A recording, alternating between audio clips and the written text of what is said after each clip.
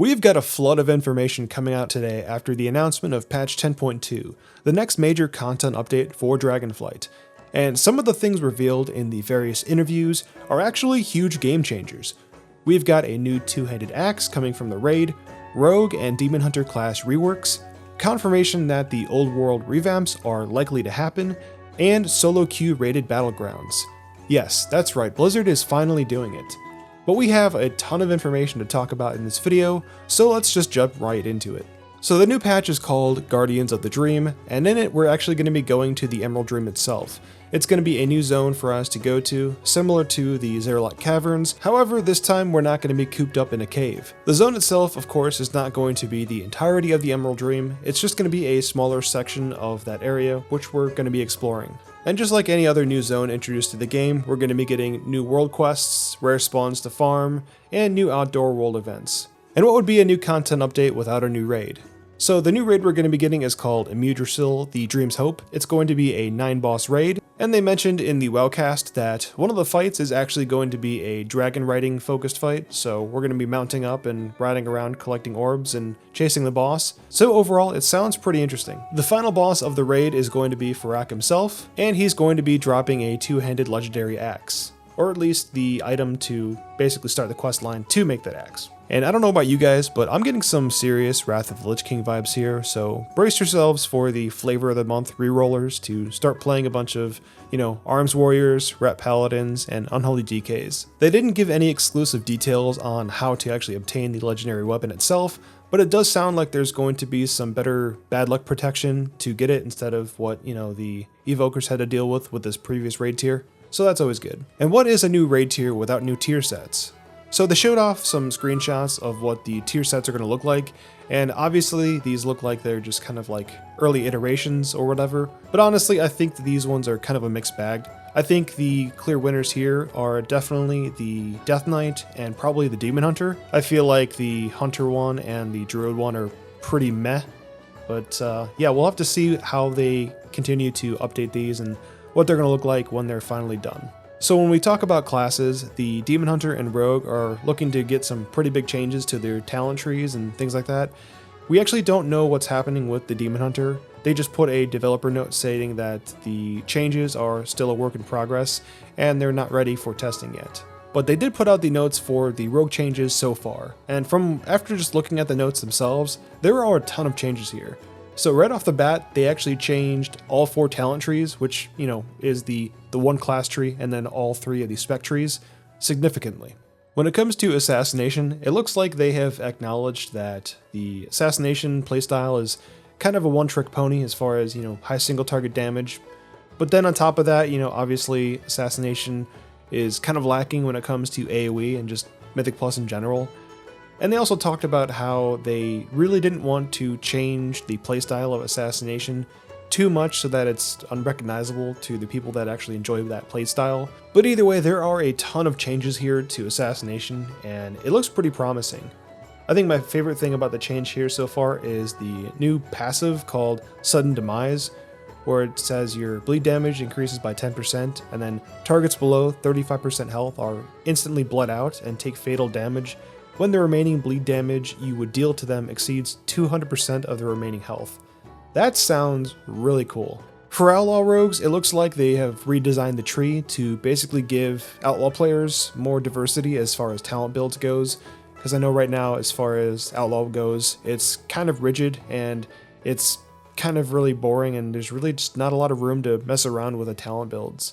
And then with Subtlety, very similar to Outlaw Rogue, they said that while they are happy with how Subtlety is playing, they wanted to change up the talent trees and basically move things around and, get rid of unused talents and things like that. And obviously there are a ton of changes coming to the other classes and specs. However, I figured we wouldn't talk about them in this video because I don't want this video to be 40 minutes long. So it looks like they're actually making some changes or adjustments to the item upgrade system. When it comes to upgrading items on the hero track, it's been increased to 6 from 5.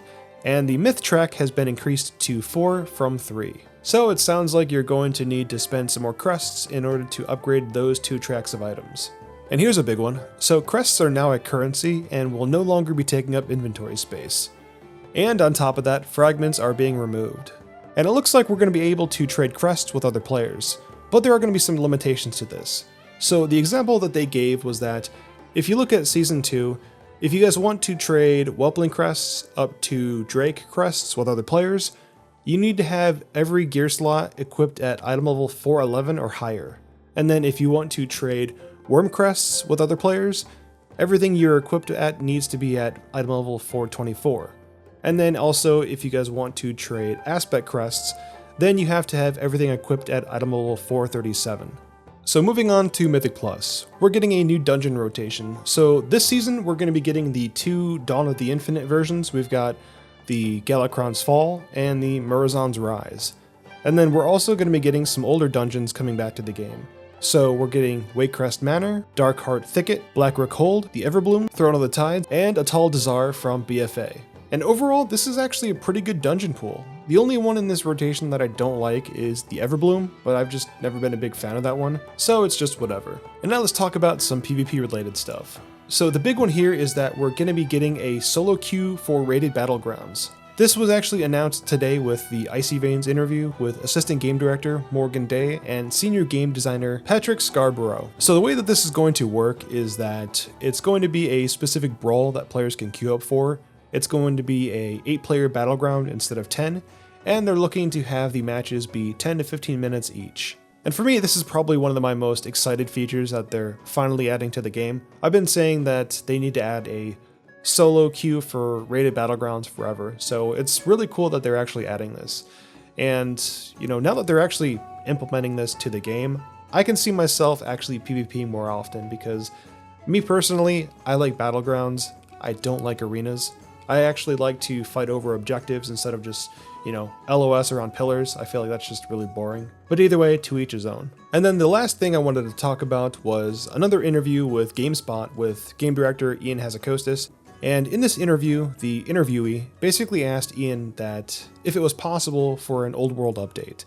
And I'm just going to read the quote from Ian here. He said, "We are definitely open to it at some point. It is a shortcoming.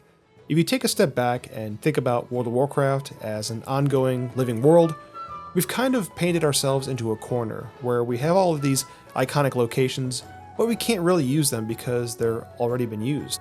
And I know for some of you listening to that, you're thinking to yourself like, that's not confirmation. I just want to remind everyone here that, remember before Ian actually became a developer for WoW, he was actually a lawyer. So he is very good at lawyer speak, so just try to keep that in mind whenever he says something.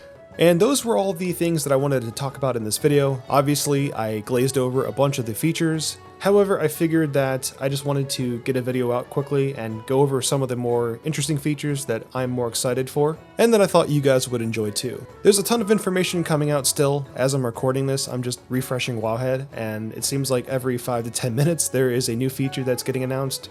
So I'm sure in the weeks to come, we'll be making more videos on all the different features. But let me know in the comments section which features you guys are most excited for. Do you guys think the tier sets look good? Which ones do you guys think are good, and which ones do you think are mid? If you guys enjoyed this video, let me know by leaving a like and subscribing to the channel for more content like this in the future. Thanks again for watching this video. I'm still Solo, and I'll see you guys next time.